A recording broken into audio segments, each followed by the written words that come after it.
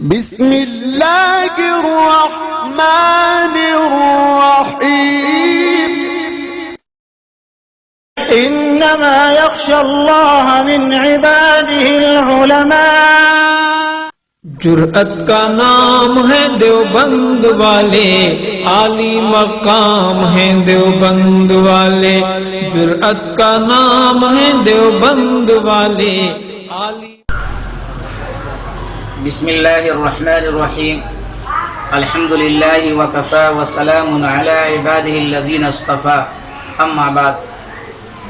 محترم سامعین، رمضان المبارک کے مہینے کو صبر کا مہینہ اور ہمدردی اور غمخواری کا مہینہ قرار دیا گیا ہے۔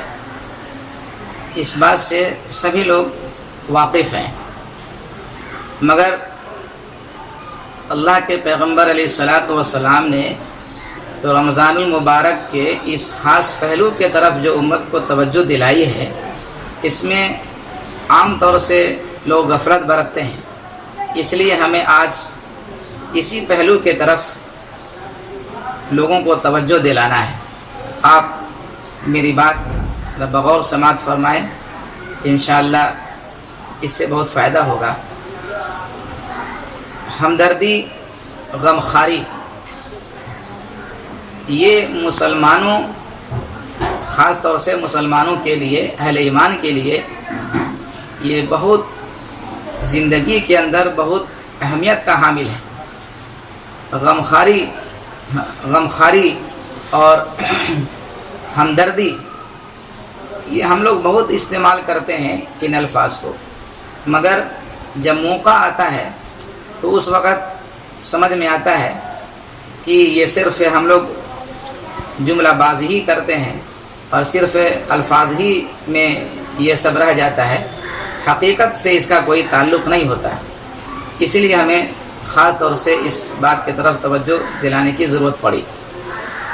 آپ کو معلوم ہے کہ جناب رسول اللہ صلی اللہ علیہ وسلم نے جہاں یہ باتیں ارشاد فرمائی ہے، وہاں آپ نے اسی طرح کا عمل بھی کر کے ہم گناہگاروں کو بتلا دیا ہے۔ غمخواری اور ہمدردی اپنے اندر بہت وسیع مفہوم رکھتا ہے۔ یہی وجہ ہے کہ روایات میں سرکار دو عالم صلی اللہ علیہ وسلم رمضان کے مہینے میں قیدیوں کو چھوڑ دیا کرتے تھے اور ہر مانگنے والے کو دیا کرتے تھے۔ اس طرح کی باتیں روایت میں آتی ہیں۔ تو آپ علیہ السلام نے عملی طور پر یہ فعل اور عمل کر کے امت کو بتا دیا۔ تو اس طرح سے رمضان کے مہینے میں ہمیں اور آپ کو بھی یہ عمل اپنے ماتحتوں کے تحت، اپنے ماتحتوں کے ساتھ یہی سلوک اور یہی عمل کرنا چاہیے۔ ہم میں سے بہت سے لوگ رمضان کے اس پہلو سے واقف ہی نہیں ہیں کہ یہ ہمدردی کا مہینہ ہے۔ ہم روزے بھی رکھتے ہیں، نمازیں بھی پڑھتے ہیں، تراویح کی نماز بھی بڑی مستعدی کے ساتھ ادا کرتے ہیں، بڑی شوق ذوق سے اس کا انتظار بھی کرتے ہیں اور پڑھتے ہیں۔ اسی طرح سے قرآن کریم کی تلاوت بھی کرتے ہیں، لیکن اس مہینے کا جو پیغام ہے اسے سمجھنے کی کوشش نہیں کرتے۔ یہ بہت بڑا المیہ ہے بھائی۔ یقیناً یہ تمام کام اجر و ثواب کے ہیں اور ایک ایک عمل پر ہمیں 70 گنا ثواب ملنے والا ہے، لیکن یہ ثواب تو صرف ہمیں ملے گا۔ ہمارے ذریعے دوسروں کو اس ماہ مبارک میں کتنا فائدہ پہنچا، ہم نے رمضان کے مقدس ساعتوں میں کبھی اس سوال پر غور نہیں کیا کہ اس مہینے میں اللہ کی رحمتوں کی وجہ سے اور عبادتوں کے تسلسل یعنی لگاتار ہونے کے باعث ہمارے دلوں میں نرمی پیدا ہو جاتی ہے، طبیعت خیر کے کاموں کی طرف مائل ہونے لگتی ہے۔ تو ہمیں اپنے دلوں کی اس نرمی اور خیر کی طرف طبیعتوں کے اس میلان سے اس ماہ مقدس میں پورا فائدہ اٹھانا چاہیے۔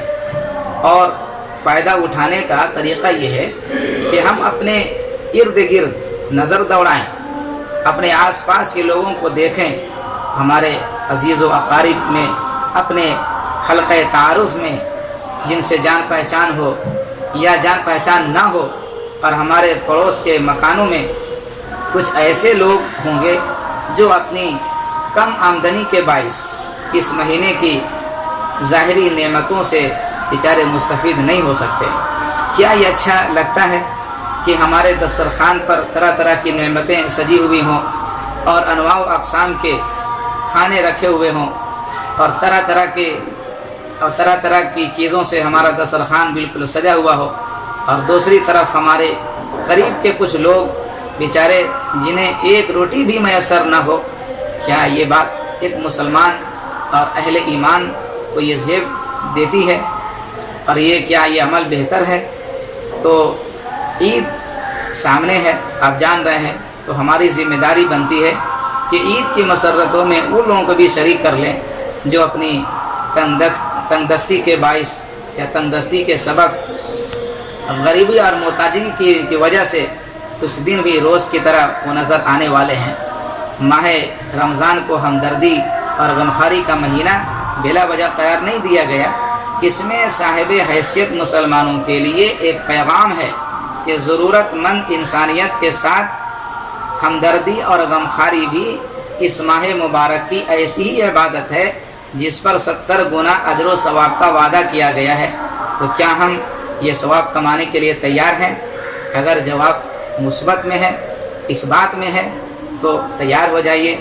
یہ جو موقع ابھی جس موقع سے ہم گزر رہے ہیں اور جس مرحلے سے جو ہم گزر رہے ہیں، آپ دیکھ رہے ہیں کہ اکثر آدمی محتاج ہیں.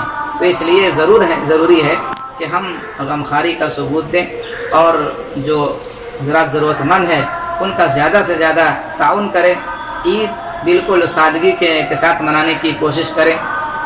جو بالکل چھوٹے بچے ہوں جو بات کو نہیں سمجھتے ہوں ان کے لیے تو ٹھیک ہے، آپ کپڑے کا انتظام کر دیں، لیکن جو بچہ سمجھدار ہے آپ سب بچوں کو، گھر والوں کو لے کر کے بیٹھیں، ہم لوگ سب یہ کام کریں مل کر کے اور یہ ایک ماحول بنائیں اور ان کے سامنے یہ بات رکھیں کہ ایسا کہ ابھی ہم لوگ کس حالت سے، کس ماحول سے گزر رہے ہیں.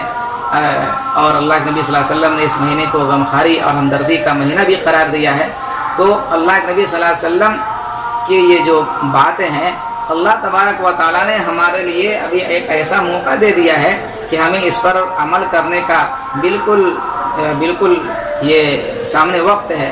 تو ایسے وقت میں ہم اس پر عمل بھی کریں اور اپنے بچوں کو، اپنے بیویوں کو، اپنے بیٹیوں کو اور اپنے گھر والے کو سمجھانے کی کوشش کر کے عید بہت سادگی کے ساتھ منائیں. اور جو رقم جتنا ہو سکے آپ اس رقم کو بچا کر کے دوسرے غریب محتاجوں کو دیں، اس سے بہت بڑا ثواب ہوگا. اور سب سے بڑی بات تو یہ ہوگی کہ ان محتاجوں اور غریبوں کی دعا لگے گی. دل اگر آپ مدد کریں گے، ان کا تعاون کریں گے تو ان کے دل سے کتنی دعائیں نکلیں گی. اور یہ کوئی وجہ نہیں ہے کہ اللہ تبارک و تعالیٰ جو ان کے صدق دل سے جو دعا نکلی ہوئی ہے اللہ تعالیٰ ہمارے حق میں قبول فرمائیں گے. اللہ تبارک و تعالیٰ ہمیں اور آپ کو صحیح سمجھ نصیب فرمائے. السلام علیکم. نانوت بك لشکر صدقا وفا کا پیکر، نانوت بك لشکر صدقا وفا کا پیکر، علماء دیوبند، علماء دیوبند